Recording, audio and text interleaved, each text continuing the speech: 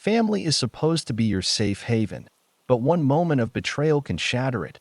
This story dives into a man's struggle, caught in a web of lies that cost him his closest bond. My name's Kalen. I'm 33, and I'm a chef living in Seattle, Washington. My world's the kitchen. There's a kind of magic in turning a pile of ingredients into a dish that stops people mid-bite, makes them smile. I'm single, no kids. And I've always been fine with that, pouring my energy into perfecting recipes and keeping my restaurant crew laughing through the chaos of dinner rushes. My family's small but close. Just me, my older brother, Torin, who's 37, and his wife, Alara, 34. Torin's a high school literature teacher, the kind of guy who will drop a Whitman quote into a casual chat and expect you to keep up. Alara's a freelance illustrator, sharp and charismatic, with a smile that makes everyone feel like they're in on some secret joke. They've been married 7 years, no kids, so I've been the cool uncle figure, showing up with homemade empanadas, terrible puns, and stories from the late-night restaurant grind. Growing up, Torin and I had it rough in a scrappy part of town.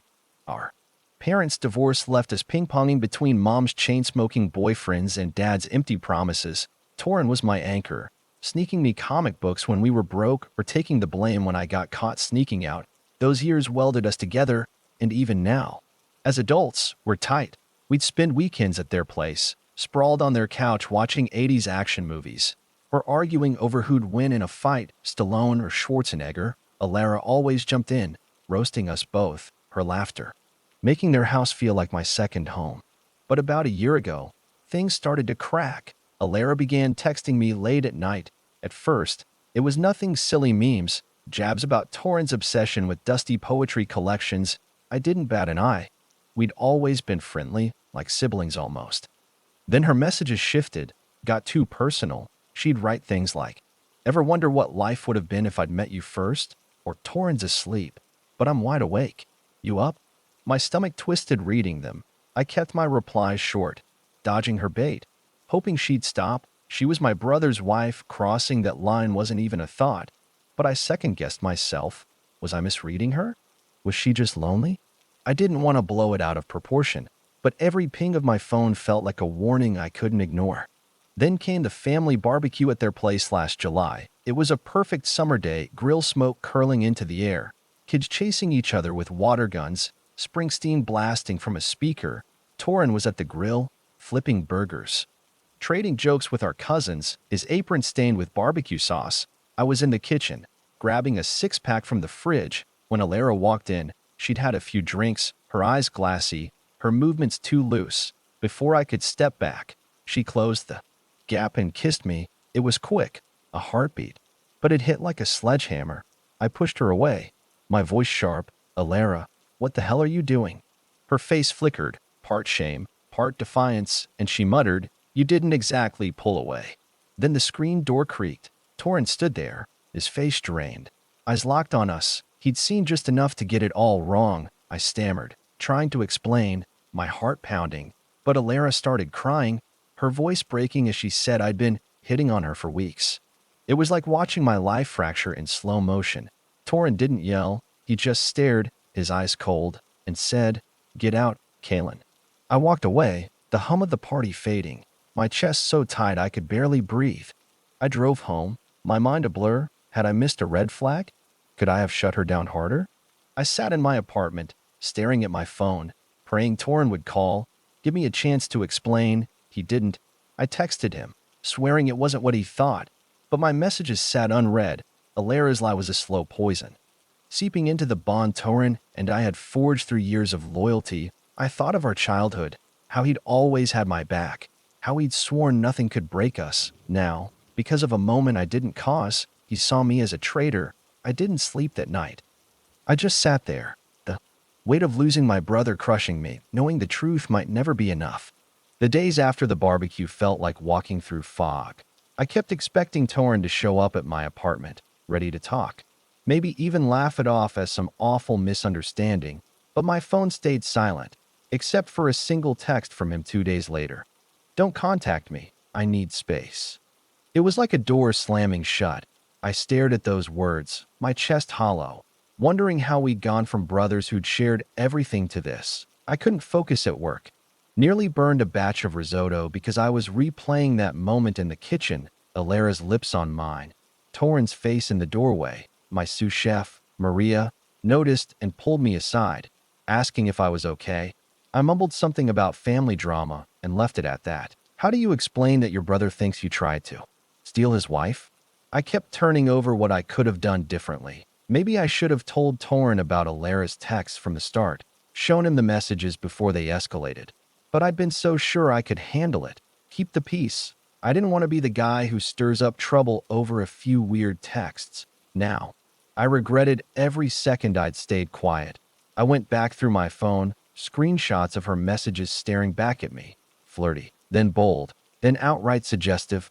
I hadn't responded in kind, not once. But would Torrin even believe that?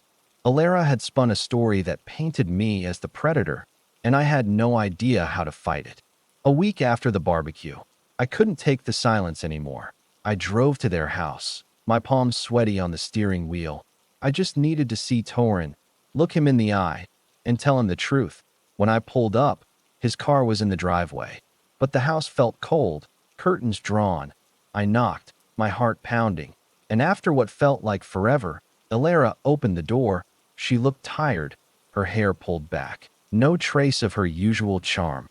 He doesn't want to see you, Kalen, she said, her voice low. I clenched my fists, trying to keep my cool. I need to talk to him. This isn't right, and you know it. She crossed her arms, her eyes narrowing. You should have thought about that before you started flirting with me. I wanted to scream, to call her out on every lie, but I knew it'd only make things worse. Just let me see him, I said, quieter now. She shook her head and closed the door. I stood there, staring at the peeling paint on their porch, feeling like a stranger. I could hear muffled voices inside. Torrin's, sharp and angry. Then Alara's, softer, pleading. I wanted to barge in, demand he listen. But what good would that do? I got back in my car and drove away, the city blurring past. That night, I sat at my kitchen table, a beer untouched, and wrote Torrin a letter. Not an email or text. Something real, like we used to do as kids, passing notes when mom was on a rampage. I poured it all out. How Alara's text started, how I tried to shut them down, how that kiss was her move, not mine. I included printouts of the screenshots, every message timestamped. I didn't know if he'd read it, but I had to try. I mailed it the next day, my stomach in knots. I kept imagining him opening it, his face softening as he realized the truth. But days passed, then a week, and nothing. No call, no text, no sign he'd even seen it. I started noticing small things. Family group chats went quiet. Cousins stopped inviting me to hangouts. It was like I'd been erased. At work, I threw myself into the grind, staying late, tweaking menus. Anything to keep my mind off the void Torrin's absence left. But every night, I'd lie awake, wondering if I'd lost him for good. Alara's lie wasn't just a moment. It was a wrecking ball, smashing through the life we'd built. And the worst part? I still didn't understand why she'd done it. A month after I mailed the letter, the silence was its own kind of torture. I'd poured my heart into those pages, thinking the truth, backed by screenshots, would snap Torrin out of whatever fog Alara had him in. But he didn't call, didn't text, didn't even send a go to hell. It was like I'd vanished from his life, a ghost he'd chosen to ignore. Work was my only anchor. But even there, I was slipping. I forgot orders, snapped at my line cooks, and nearly dropped a pot of boiling stock because my mind was stuck on that barbecue. Alara's lie, Torrin's cold stare, my sous chef, Maria, kept asking if I was okay, but I couldn't tell her the truth. How do you explain that your brother thinks you're a homewrecker? I started avoiding places tied to Torrin. Our favorite dive bar, the park where we'd toss a frisbee, even the grocery store near their house. Seattle felt smaller, like every corner held a memory ready to gut me. I kept checking my phone, hoping for a sign he'd read the letter, but my inbox was empty except for work emails and spam. I even tried calling our cousin, Jessa, to see if she'd heard anything. She was vague, saying Torrin was going through it and didn't want to talk about me. It stung. Realizing Alara's story had spread, tainting me in our family's eyes. I wanted to scream the truth, but who'd believe me over her tears? One night, I broke down and called Torrin's number. It went straight to voicemail, his familiar drawl saying, "Leave a message, I'll get back to ya." I didn't. Instead, I sat on my couch, a beer in hand, and let the memories flood in. Torrin teaching me to ride a bike, both of us laughing when I crashed into a bush, him sneaking me into his high school parties, pretending I was cooler than I was. We'd been through everything. Mom's breakdowns, Dad's absence, and now this? I couldn't wrap my head around Alara's motive. Was she unhappy with Torrin? Did she want to hurt him? Or was it just a game to her, and I was collateral damage? I started digging into my own guilt. Maybe I'd been too friendly with her, joking too much, staying too late at their place, but I'd never crossed a line, not even close. Those texts were all her, and I'd shut them down. Still, doubt gnawed at me. What if Torrin thought I'd let her on? I pulled up the screenshots again, reading her words. "You're more fun than Torrin lately. Wish I'd met you first." They made my skin crawl now. Proof of a betrayal I hadn't seen coming. I saved them to a folder, just in case, though I didn't know what "in case" meant. Then, out of nowhere, I got a text from Alara. My heart stopped when her name lit up my screen. "Kaylin, we need to talk, alone." No apology, no context, just that. I stared at it, my thumb hovering over the reply button. Part of me wanted to meet her, demand answers. Why she'd lied, what she wanted, but another part screamed it was a trap. What if she twisted it again, made it look like I was chasing her? I didn't trust her, not after she'd burned my life down. I typed back, "No, talk to Torrin, tell him the truth." She didn't reply, but the message stayed read, a tiny blue checkmark mocking me. I threw myself into work harder, picking up extra shifts, tweaking the fall menu, anything to drown out the ache. But every night, I'd lie awake, replaying that barbecue, wondering if I'd ever get my brother back. I started noticing how alone I felt. My crew was great, but they weren't family. Torrin had been my constant, the one who knew me better than anyone. Now, I was adrift, carrying a truth no one wanted to hear. Alara's lie had done more than break us. It had rewritten who I was to the people I loved most. Alara's text haunted me for days. "We need to talk. Alone." What was she playing at? I kept my response cold, telling her to come clean to Torrin, but her silence afterward felt louder than words. I couldn't shake the idea that she was scheming something else, another twist to keep her story alive. I wanted to warn Torrin, but how? He wouldn't take my calls, and showing up at his house again felt like begging for another door in my face. I was stuck, trapped in this mess she'd created, and the weight of it was crushing me.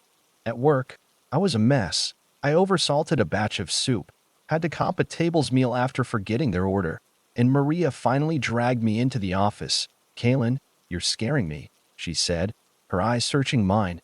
"What's going on?" I wanted to spill it all, the texts, the kiss, Torrin's betrayal, but the words caught in my throat. Instead, I said, "Family stuff. It's complicated." She didn't push, just handed me a coffee and told me to take a day off. I didn't want to, but she insisted, and I found myself at home, staring at the ceiling, the quiet deafening. I started piecing together Alara's behavior, looking for clues I'd missed. She'd always been flirty in a harmless way. At least, I thought it was harmless, joking with me at family dinners, touching my arm when she laughed. Had I been blind? Or was she just that good at hiding her intentions?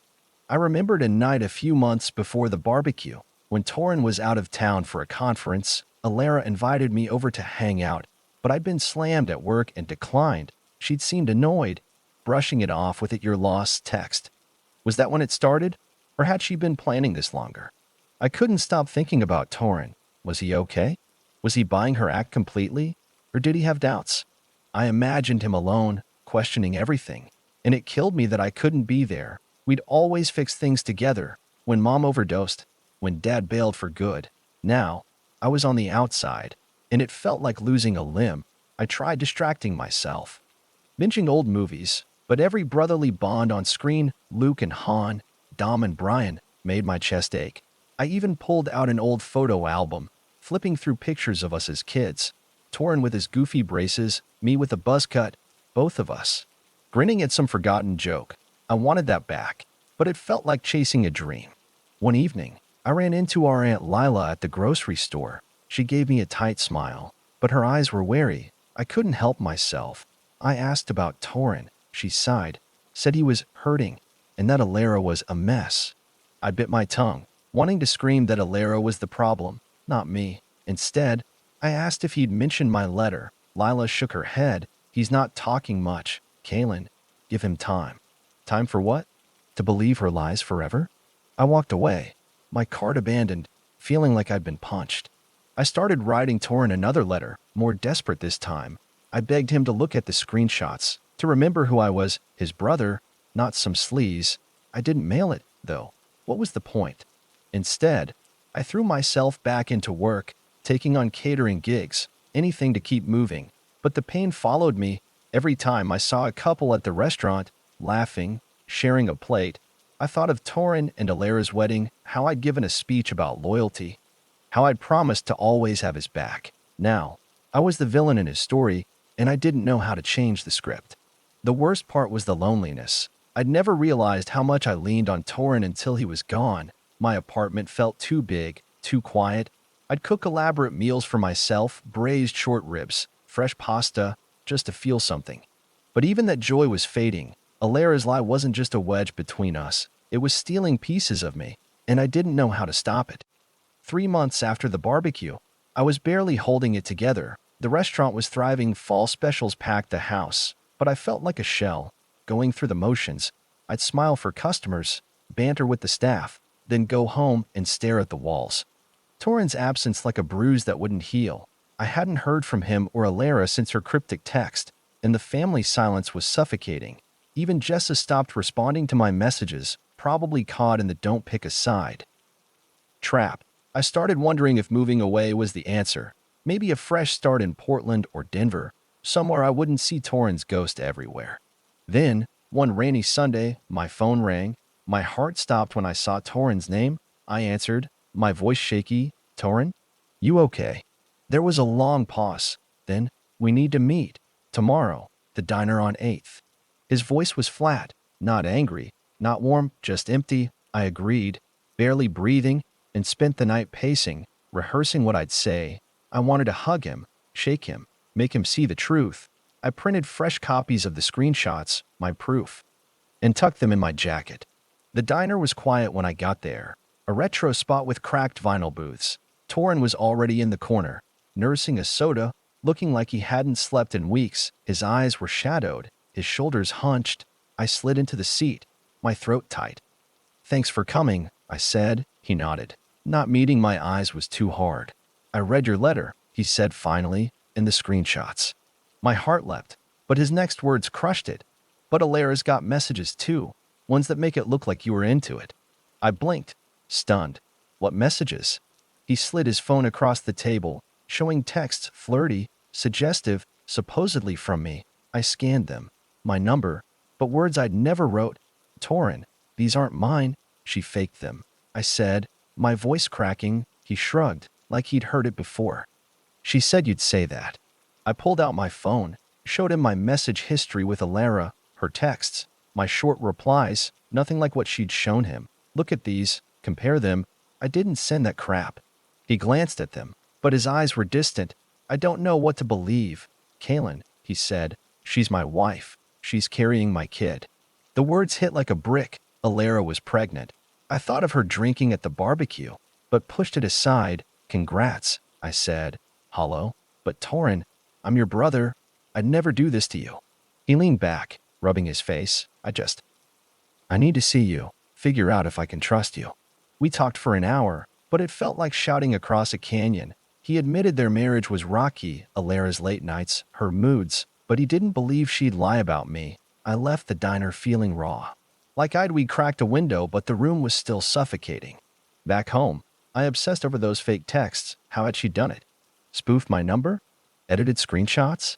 I wasn't a tech genius, but I knew she was savvy. Her design skills could probably fake a photo, maybe even a chat log. I started researching how to fake texts, finding apps that let you mock up conversations. It was possible. But proving it to Torin seemed impossible. He was torn. But Alara had him hooked with her tears and a baby on the way. I felt like I was fighting a losing battle, but that meeting gave me a flicker of hope. He'd shown up. That had to mean something. I kept working, but the diner conversation replayed in my head. I started noticing how much I'd pulled away from everyone, friends, coworkers, even Maria, who'd been checking in.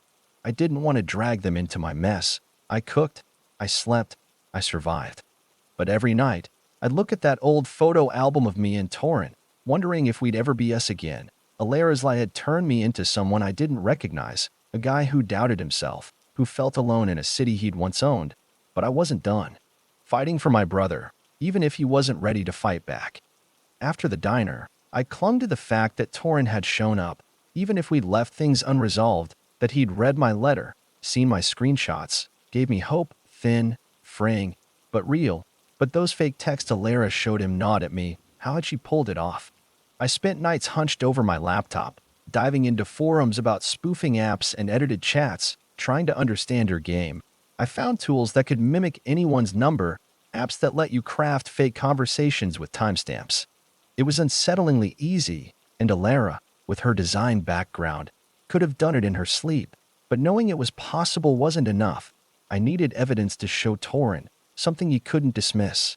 I started keeping a journal, not just for me, but to document everything: dates, times, Alara's texts, our diner talk. I wrote it all down, like I was building a case. I even noted small things, like how she'd been drinking at the barbecue despite her pregnancy claim now. It felt petty, but every inconsistency mattered. I didn't want to be this guy, paranoid, obsessive, but Alara's lie had stolen my brother, and I wasn't letting her win without a fight.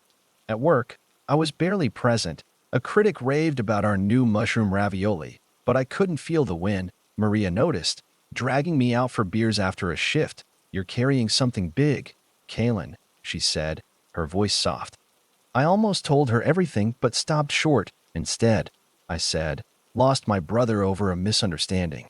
She nodded, didn't pry, and just sat with me, the bar's neon lights buzzing. That night, I realized how much I'd isolated myself. My friends had stopped calling, family events dried up, and I hadn't even noticed until now. One day, I got a call from Jessa, our cousin. She sounded hesitant, like she was crossing a line. "Torrin's struggling," she said. "Alara's pregnancy, it's high risk. They're stressed." I swallowed the urge to say, "Good, she deserves it." Instead, I asked if Torrin ever mentioned me. Jessa paused. "He said he's torn. Alara's adamant you came onto her, but he's not sure." My heart lifted, then sank. Torn was better than nothing, but Alara's grip was tight, especially now with a baby tying them closer. Jessa promised to nudge him toward talking again, but I didn't hold my breath. I kept thinking about Alara's motive. Why me? Was it a power trip? Revenge against Torrin? I remembered little cracks in their marriage, her snapping at him over small things, him staying late at school grading papers. Had she been unhappy, looking for a way out, and used me as the spark? Or was it simpler she saw a chance to hurt us both and took it? I couldn't ask her, not without risking another twist of her knife. I tried reaching out to Torrin again, texting him a simple, "I'm here when you're ready."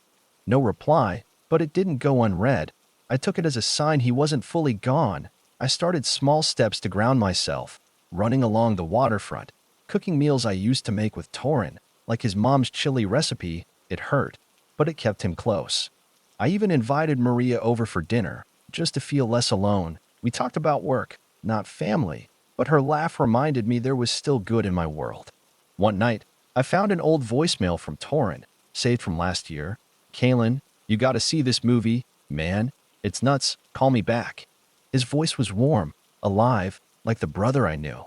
I played it on loop, tears burning my eyes. I wasn't giving up on him, but the fight was wearing me down. Alara's lie had built a fortress around him, and I was outside, chipping away with nothing but the truth. I didn't know if it'd be enough, but I had to believe it could be, for him, for us, for the kids we'd swore we'd always be. 6 months after the barbecue, I was starting to feel like I was finding a new rhythm. Fragile as it was, the restaurant was my refuge. Busy nights, clattering pans, the hum of happy diners kept the ache at bay. I'd forced myself to reconnect with friends, joining a rec soccer league. Even if I was rusty, Maria became a closer friend, her no BS vibe pulling me out of rough days. But Torin's absence was still a shadow. Darker now with Alara's pregnancy tying him tighter to her. Jess's call had lit a spark. He was doubting her story, but no word came from him since the diner, and I was losing steam.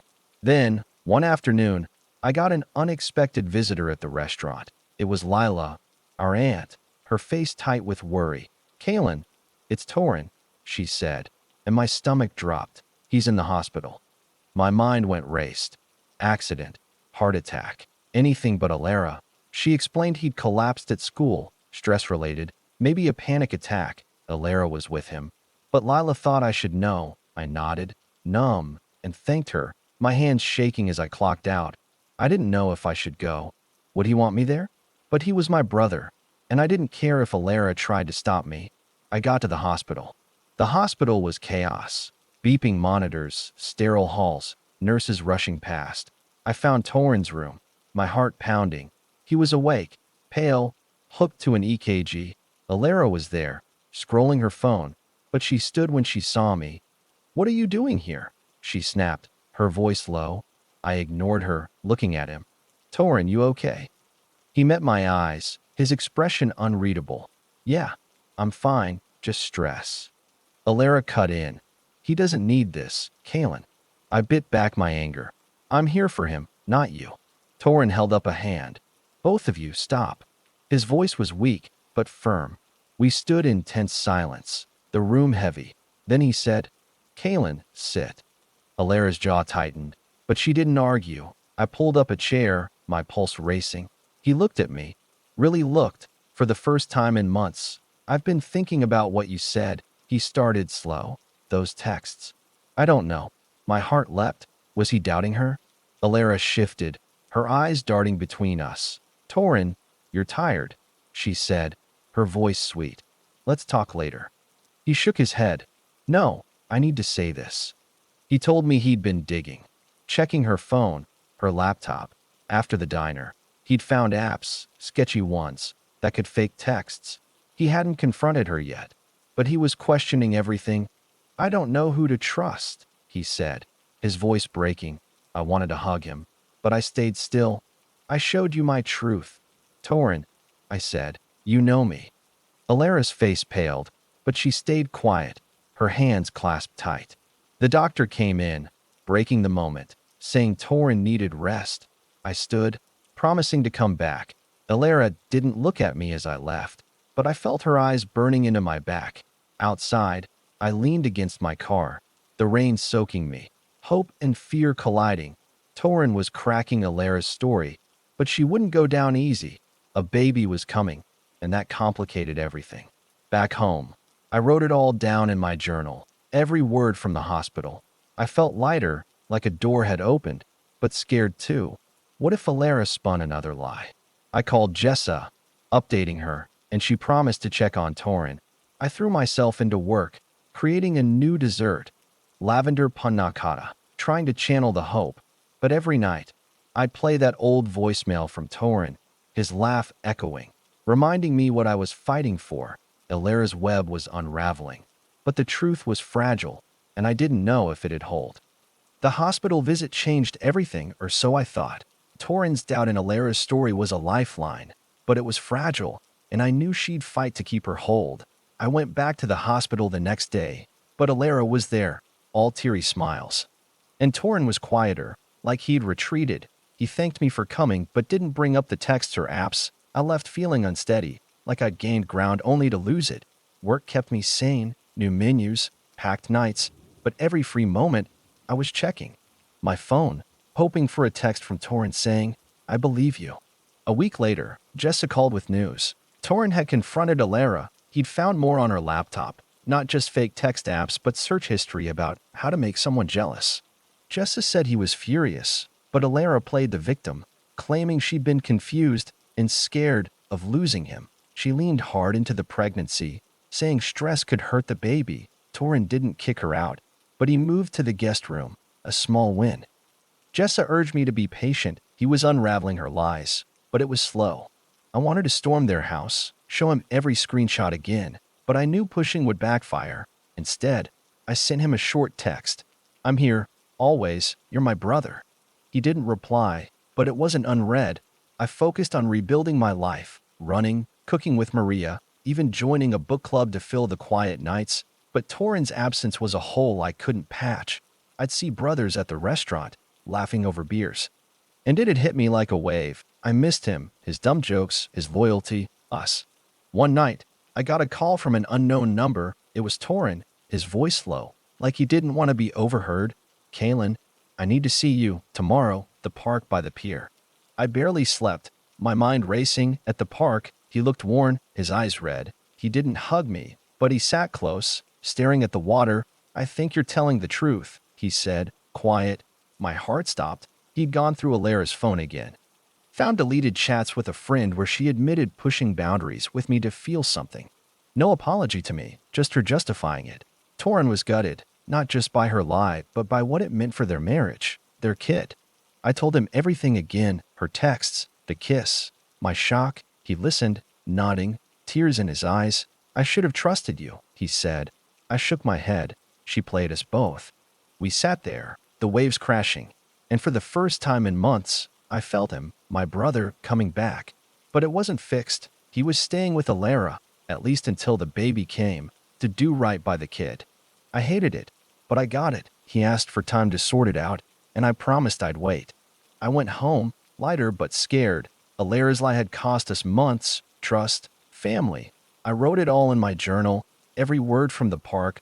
I started seeing Torin more, coffee, short talks. It wasn't the same, but it was something. I threw myself into work, creating a new dish, spiced lamb tacos for him, hoping he'd try it someday.